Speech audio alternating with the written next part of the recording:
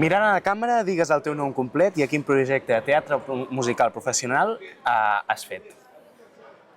Em dic Laia Pérez i he fet el musical Pares Normals. Molt bé, Laia, doncs Pares Normals. Com ho definiries això? Com et sents? Pares Normals per mi és el títol perfecte per l'obra que vam fer, de no tenir uns pares normals, perquè ningú té uns pares normals i qui els té és molt avorrit. I et va agradar, llavors, vull dir, el projecte en el que vas estar ho veies tu des de dins molt gran, perquè era el teu primer projecte professional, no? Sí, jo el vaig veure molt gran, molt gran. Era per mi com un pas gegant i a mi em va agradar moltíssim. És un projecte que em va ajudar molt i és una experiència més. Que guai. Doncs ara que han passat uns mesos de l'última funció, com valores el teu pas per aquest projecte, per aquest musical? Jo crec que m'ha ajudat a créixer molt, en tots els sentits, i ha sigut superdivertit, m'ho he passat molt bé i ha superat les meves expectatives sobre el que m'imaginava de fer un musical. Jo m'imaginava que seria algo molt més dur i que ho és dur, però t'ho passes molt bé si estàs bé amb la companyia i jo estava molt bé amb la companyia i m'ho vaig passar molt bé. Que guai. Doncs va, comencem pel principi. Com et vas assabentar que hi havia un càsting on buscaven una jove actriu de teatre musical com tu? A veure, el meu pare coneix a la dona del Sergi Balbel, que és el director de l'obra de teatre, i sempre fan un dinar amb aquest grup de gent, el grup d'amics, i estàvem en un dinar, jo també hi era, i jo vaig cantar, perquè al meu pare sempre li agrada que canti en els dinars. I el Sergi Balbel va dir, mira, estem buscant una nena per una obra de teatre, i ens diu, però encara no ho sabem segur, ja t'avisaré. El meu pare no em va dir res, jo no sabia res. I un dia van i em diuen, no et faria res fer un càsting? I jo, què, un càsting? Va ser així, jo no sabia res i després m'ho van explicar tot i, evidentment, superbé. Com van ser les proves del càsting? Quines emocions vas sentir? Van ser 3 proves del càsting. La primera em va fer molta por, perquè era un vídeo, però encara que no fos presencial, doncs no era el meu to. Era el to d'un home, dels Amics de les Arts, i clar, era molt agut per mi, perquè jo ho he d'agafar de la veu aguda, no de la greu, perquè si no, no sembla una nena. I era molt agut i jo deia, ai, ai, ai, què em Perquè tu passa? quin registre vocal tens? Jo encara no ho tinc clar, però crec que soc una alta o així, però tinc la veu bastant greu. Llavors, clar, allò per mi era molt alt i jo vaig intentar fer el millor que vaig poder, però jo deia, no m'agafaran, perquè no puc arribar. I com que els Amics de les Arts tenen sentit musical, ja van notar que feia el que podia i em van agafar per la següent fase, que va ser presencial. Jo quan vaig entrar em vaig cagar de por. També una altra vegada. Molts nervis, no? No, sí, però jo m'esperava menys gent. Només hi havia el Sergi Balbel i tot l'equip. Eren com 50 persones allà, els Amics de les Arts també estaven en el càsting, l'Enric Cambrai, la Júlia Bonjoc, i estava... I sol que em van deixar anar al lavabo per tranquil·litzar-me i vaig fer estiraments amb la meva mare i ens van ajudar molt. Ells et van donar algun consell per treure't aquests nervis, per fer-los fora? La teva mare també, fins i tot, et van donar algun consell? No, la meva mare em va dir que fes això amb les mans, però em van només animar a que ho fes el millor possible i que no passava res si la fallava perquè ja estaven amb la mentalitat infantil perquè ja era de les últimes en fer el càsting i jo era de les més grans, o sigui que això. I l'últim càsting va ser de 5, érem com finalistes i jo em pensava que hi hauria un ambient de competició perquè al final totes volien fer aquell lloc. Però no, ens vam portar molt bé entre totes, vaig fer moltes amigues allà i m'ho vaig passar molt bé, sí. D'acord, parlem del dia de què et van dir de que entraves a Pares Normals. Com recordes aquells dies? Com et vas sentir a l'hora de saber que estaves dins del projecte? Jo acabava de fer el càsting, acabava de fer l'últim càsting que érem 5 nenes i jo ja tenia la mentalitat que no. vaig sortir del càsting i els vaig dir als meus pares, no m'agafaran, perquè jo era la més gran i les nenes m'arribaven per aquí, per les espatlles. Eren totes roixes, jo era morena, jo era alta, i jo deia, no m'agafaran, com vols que m'agafin? I llavors estava dinant amb els meus avis a Barcelona i el meu pare rep una trucada del productor. I jo li dic, papa, ja no ens agafen, perquè ja seria descarte, no? Descartem primer una i així anem per les altres. I el meu pare es va posar a plorar d'emoció escoltant la trucada, la meva mare també, llavors jo aquí en aquell moment no vaig tenir temps de plorar perquè ja estava, no sé, no m'ho podia creure. Estaves en un núvol, no? Sí, no sabia què passava. Treballar amb en Sergi Balbel, l'Enric Cambra i la Júlia Bonjoc és tota una experiència, no? En el bon sentit. Sí, molt. Em va agradar moltíssim. També són molt simpàtics, que podrien anar molt d'estrelles, però són molt simpàtics. I em van ajudar molt. Sempre que em passava alguna cosa, em deien, va, vinga, a veure en què et puc ajudar. Em van donar molts consells per actuar, tant el Sergi Balbel com l'Enric Cambrai i alguns la Júlia Bonjoc, també altres persones de dintre, però... La Lucía Torres, per exemple, no? Sí, també. Hi havia molta gent. Era molt gran, però jo al final em vaig saber tots els noms i em van donar molts consells, molta gent, i vaig aprendre de molta gent. Que guai. Doncs quines sensacions vas tenir durant tot aquest temps, no?, que vas estar a Pares Normals? Vaig tenir una sensació de no m'ho puc creure, entre no m'ho puc creure i m'ho he merescut. Jo estava com molt bé, Laia. I em va agradar moltíssim les funcions i cada vegada més notava que ho feia millor. Milloràvem tots. No, suposo que cada funció era una aventura, no? Perquè això és el que té el teatre musical en directe. Sí, és el que té. I a sobre hi havia músics allà i cada funció era diferent. I això era lo xulo, perquè si fessis cada funció igual diries... Clar. Però cada funció diferent em va semblar molt bé perquè cada funció deies, mira, això no ho havia vist. Cada vegada milloràvem més, sí. I fes-nos 5 cèntims del paper que tu tenies, que representaves al musical. Jo era com el fil conductor de tot el musical. Sortia molt poc, però sense mi no s'entenia la història. Bé, sense nosaltres, que érem totes les nenes. I, bueno, el meu paper era la filla del protagonista i el protagonista m'explicava a mi la història i, clar, el públic no sabia qui li explicava al principi, perquè jo no sortia fins al final. I, clar, això per mi era fantàstic perquè la gent no s'esperava, era com una sorpresa. Clar, llavors estem parlant de que tu sorties a l'últim moment, no?, de l'espectacle, i abans de sortir, com controles aquests nervis o com et senties abans de posar un peu a escena? La veritat és que no estava gaire nerviosa. La primera funció sí, però les altres no. Estava molt segura de mi mateixa perquè havia vist els altres actuar ja. Jo anava a platea, sempre anava a platea, ho veia des del fons de tot i ho mirava des d'allà, cada dia a l'obra. També cantaves una cançó i això també tenia molta responsabilitat, no? Sí, perquè el musical era molt feliç, no? Molt energètic. I després arribava jo emotivament i ja estava com... La gent li va agradar molt aquest retoc, era com la cirereta del pastís, que em deien.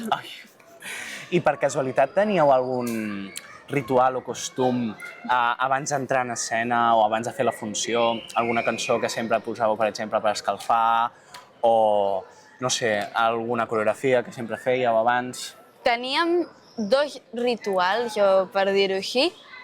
El primer el vam fer la primera funció de totes. La primera em va tocar fer la primera funció, a mi també. I aquella funció vam cantar El ritmo de la noche i vam començar a fer voltes com saltant i anàvem fent voltes i anàvem estirant els braços i tot. I m'ho vaig passar molt bé perquè era com treure els nervis. I el ritual que fèiem sempre, perquè hi havia gent molt supersticiosa, allà. Sí? Sí, hi havia gent molt supersticiosa, sobretot entre els actors o entre...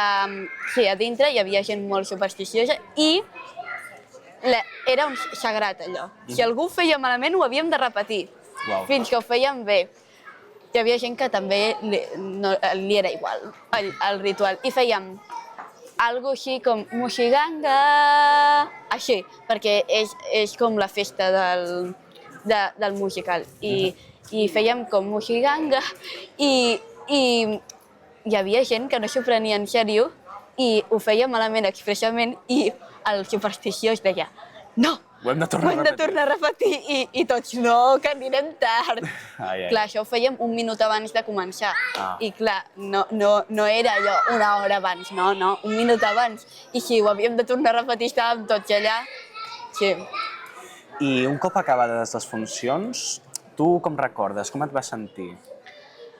Bé, la veritat és que em pensava que estaria més trista, però al final vaig dir, amb aquesta gent em continuaré veient, perquè són gent molt simpàtica, que vam connectar molt, i la veritat és que em vaig sentir molt bé, i a sobre la companyia, tots vam fer com una família. Vau fer molta pinya, no? Perquè jo crec que el Sergi Balbel i l'equip ja volien això, que fessin família, perquè hi ha altres companyies que no fan família, tant com nosaltres perquè som molt grans, o perquè... Però vosaltres quantes persones éreu, més o menys, d'actors i d'actrius? D'actors érem 9.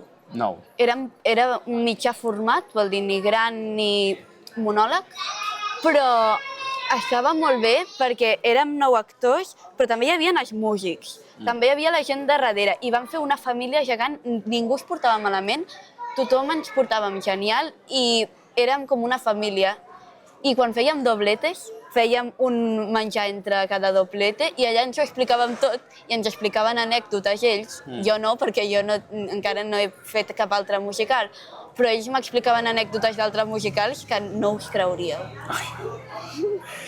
I llavors, quant de temps vas disposar d'aprendre el guió i la cançó final que teníeu? No vam disposar de gaire temps, no ens van dir per allà, no. La cançó ja me la vaig aprendre pel primer càsting, que era el vídeo. Jo ja me'l vaig aprendre allà perquè no podia mirar el paper, ja m'ho sabia de tant practicar.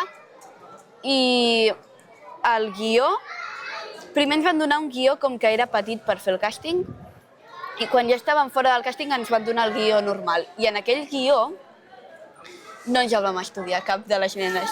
I el primer assaig vam arribar allà, jo m'ho sabia més o menys, jo m'ho havia llegit res, al moment abans d'entrar. I entro allà i intentem practicar sense guió. I jo era la que m'ho sabia més bé. Imagina't si no ens ho sabíem cap de nosaltres. Wow. Llavors en Sergi us va renyar? No, el Sergi era molt educat, ens deia de la millor manera totes les coses, ens ho deia d'una manera que jo flipava. Ens ho podria dir enfadat, però no ens va dir, bueno, estudieu una mica més el guió, No, però ens ho sabíem més o menys, només que ens liàvem, perquè eren preguntes curtetes, que els hi fèiem a l'Enric Cambrai en aquest cas, però eren preguntes molt curtes. I clar, et liaves en el per què, el com i tot això, et liaves d'ordre, però ja està. I digue'ns la teva opinió sobre les cançons que van composar els Amics de les Arts, perquè, si no recordo malament, aquest musical, la part de text i... bueno, de text no, però de música, les han fet ells, no? Són originals seves. De les millors coses de l'obra, jo vaig... Vol dir, la meva mare, quan em van dir que entrava, deia, molt bé, però a veure com estarà aquesta obra. Perquè si hem de veure cada dia aquesta obra i no ens agrada, clar, com serà això? Però quan va veure per primera vegada l'obra i les cançons, jo amb les cançons vaig flipar. Per ser originals vaig dir, però això a la gent li agrada. Li agrada. I hi havia gent que va venir, una nena de 5 anys, va venir i es veu que anava cantant, quan anava cap al llit, Muxiganga, Muxiganga, i els seus pares van flipar. Sí, és algo molt guai, aquestes cançons. Per tu, si hauries d'escollir una que és la teva preferida, quina seria? No sé quina triar. Podria odiar-te, jo crec que podria odiar-te. Aquesta m'agrada molt, però no seria de les meves preferides. Potser o la de Muxiganga, que a mi m'agrada molt, o la meva, però la meva tampoc és molt curta, no es diria ja una cançó, però jo la que em posaria molt és La curiositat. Em feia molt de riure aquella cançó, molt, molt. I ara una curiositat que tinc jo, i és un dubte, tu al ser menor, igualment, cobraves igual que els teus companys, siguin actors? Jo crec que no, perquè jo el que cobrava, que no sé ben bé el que era, però jo el que cobrava era poquet, però molt per lo que jo feia, perquè jo sóc una menor i al final jo no vaig allà per cobrar, jo vaig anar allà per una experiència més, perquè la meva vida no va d'això ara mateix, ara jo encara estic fent col·le i això, però ells suposo que cobraven més i sí, però m'havien explicat, que això és molt fort, que els havien proposat feina gratis. Havien fet tot el càsting, s'havien après tot això, vol dir, en aquest musical no, en altres musicals. Havien fet tot el càsting, s'havien après el guió i els deien després, ara ho podríeu fer gratis? I clar, ells els deien, no, perquè la meva vida va d'això. Clar, I la gent els proposava això, o per 30 euros. I clar, és una bestialitat. I clar, jo penso, aquesta feina està molt poc valorada. Són moltes hores de treball, encara que no ho sembli. No, clar, suposo, és el que té, no? Per les nits, tarda nit feu funció, són més o menys, feu funcions 6 dies a la setmana perquè un dia ho fèieu de festa i els dissabtes fèieu doble funció, no? Sí, dissabtes i divendres. Dissabtes i divendres fèieu doble funció, llavors, clar, són moltes funcions, a part també pel matí, segurament si avui heu de fer algun assaig express, també segurament en Sergi us convocava i feia algun assaig. Clar, i fer-ho tot això gratis és com, no? Jo intento viure d'això i aquest és el meu ofici, com una persona que és mestra o... I hi havia gent que a mi em deien, però així és més cansat fer un partit de bàsquet. I jo els deia, jo no he fet bàsquet en la meva vida i no sé el que comporta, però és bastant cansat, és molta pressió sortir en un escenari. I que no qualsevol persona pot cantar, ballar i interpretar a la vegada. I cantar no és només el talent, també tu has de treballar, perquè no és només tenir el talent i ja pots cantar i ja pots fer el que vulguis, tu has de treballar molt. Clar. Doncs, i de cara al futur, tu et veus treballant en un musical o t'agradaria interpretar en un altre musical més endavant? A mi m'encantaria. No, jo estaria fent musicals tota la vida perquè, encara que sigui molta feina, a mi m'agrada molt.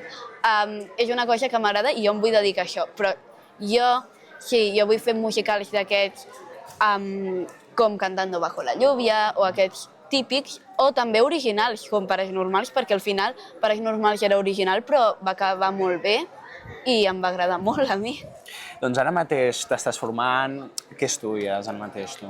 Jo ara estic estudiant, estic fent cant i l'any que ve faré interpretació i faig dansa amb l'esbart, que és tradicional, i ja està, faig això, però a mi m'agradaria fer més coses, però encara no, encara he d'estudiar. Quin curs estàs tu ara mateix? Jo ara he acabat sisè i començaré primer de l'ESO.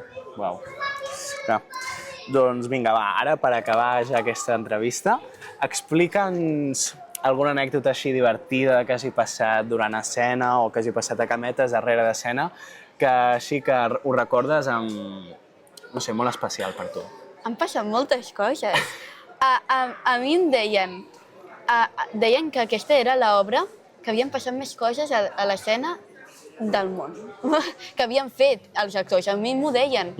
Entre que ens posaven malalts, però jo flipava amb ells. Es posaven malalts i com que no tenien covers, no tenien substitut, doncs havien d'aguantar. Alguna vegada vam suspendre una funció i era perquè no podien i s'havien posat molt malalts, però d'anècdotes en tenim moltíssimes. Allà l'escenari cada vegada era una cosa diferent. L'Albert, que era el meu avi, per dir-ho així, cada vegada ho deia diferent, el guió. Ah, sí? Cada vegada deia d'una manera diferent. I clar, són professionals i ja sabien què fer. Però, clar, la gent de darrere, la regidora, doncs sempre deia, ai, és que ho diu d'una manera diferent i llavors jo em guio per una paraula. En aquesta paraula hem de treure les cadires, això. I clar, si ho diu d'una manera diferent, jo no sé quan he de treure les coses. I clar, l'Albert era algo imprevist. Cada dia feia una cosa diferent.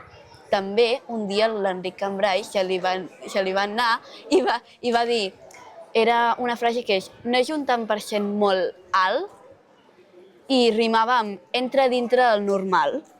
I ell va dir, no és un tant per cent molt el? Molt el. Molt el.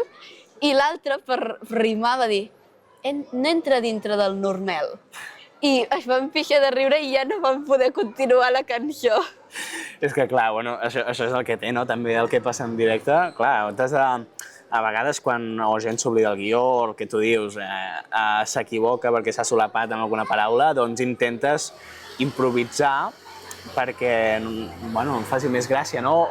O perquè tingui sentit després la frase que has dit abans. També es va petar les projeccions enmig de l'obra, però ningú es va assabentar. En el públic, ningú. Ai, mare de Déu. No, perquè no ho havien vist mai, i llavors no es van assabentar d'allò, però aquell dia venia molta gent que jo coneixia, i clar, jo deia, deu ser igual, però la veritat és que no es van assabentar. I també l'última cosa que va passar, vam haver de parar funcions més d'una vegada perquè algú tocava un botó que no havia de tocar. Ai. I un dia el Víctor, pobre, que es trobava fatal, tenia Víctor Casademunt, no? Sí, es trobava fatal, tenia una grip horrorosa, estava al llit del meu camerino, bé, al llit no, al sofà del meu camerino, dormint, perquè tenia febre. Pobre. Va haver d'actuar i a la segona funció era un doblete a sobre. I al mig de les funcions es va menjar una truita de patates que havia fet la meva àvia, perquè portàvem menjar nosaltres. La meva àvia feia una truita de patates cada doblete i la va provar i va dir, crec que m'he millorat per això. I després a la segona actuació va entrar en un moment que no tocava entrar enmig d'una cançó, que estava cantant la Júlia Bonjoc i deia Laia, no sé què, i el Víctor entra en un moment que no ha d'entrar a fer de safata de vol i fa I allà la Júlia Bonjoc es va començar a riure, però que no sentia ningú. I jo en aquell moment estava al meu camerino i no sento a ningú cantar. Sento la música de fons i me'n vaig ràpid cap amunt i veig la Júlia Bonjoc així. Ostres, quines històries, tu. Doncs moltíssimes gràcies per aquesta entrevista, Laia, i et desitgem la millor sort perquè en projectes futurs puguis continuar així, com has començat a Pares Normals. Moltes gràcies.